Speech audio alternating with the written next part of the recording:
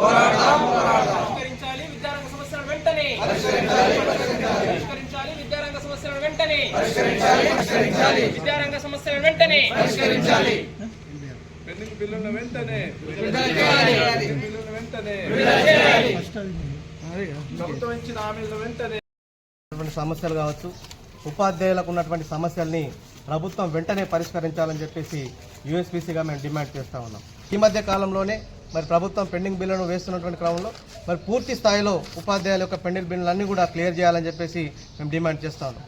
అదేవిధంగా ప్రభుత్వం గతంలో అధికారంలోకి రాకంటే ముందు ఇచ్చినటువంటి హామీలు ఉపాధ్యాయుల కోసం కావచ్చు లేదా విద్యారంగంకు సంబంధించినటువంటి హామీలు ఇచ్చినటువంటి హామీలన్నింటినీ కూడా నెరవేర్చే రకంగా మరి ప్రభుత్వం ముందుకు రావాలని మేము డిమాండ్ చేస్తాను.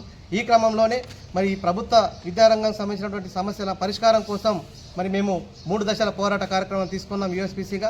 మొదటి దశలో మండల కేంద్రంలో ఉన్నటువంటి ఎంఆర్ఓ ఆఫీసుల ద్వారా మరి మెమోరాండాలు సమర్పించాం.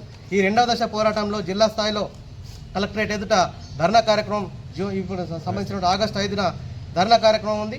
ఆ తర్వాత ఒకవేళ ప్రభుత్వం అప్పటికి కూడా స్పందించకపోతే, ఉపాధ్యాయుల సమస్యలను పరిష్కరించకపోతే మరి చలో హైదరాబాద్ పేరిట ఆగస్టు 23వ తేదీన పెద్ద ఎత్తున మరి రాష్ట్రం నుంచి ఉపాధ్యాయులందరూ తరలి వెళ్ళి అక్కడ మహాధరణ కార్యక్రమం చేయడం కూడా ఉంటుంది. కాబట్టి ఇప్పటికైనా ప్రభుత్వం వెంటనే స్పందించాలి. అలాగే ఈరోజు రేషనలైజేషన్ జీవోని కూడా సవరించాలి.